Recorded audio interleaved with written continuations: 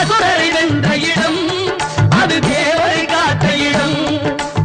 ஆவணி மாசியிலும் வரும் ஐப்பசி திங்களிலும் அன்பர் திருநாள் காணும் இடம், அன்பர் திருநாள் காணும் இடம். திருச்செந்தூரின் கடலோரத்தில் செந்தில் நாதன் அரசாங்கம் தேடி தேடி வருவோர்க்கெல்லாம் தினமும் கூடும் தெய்வாம்சம்.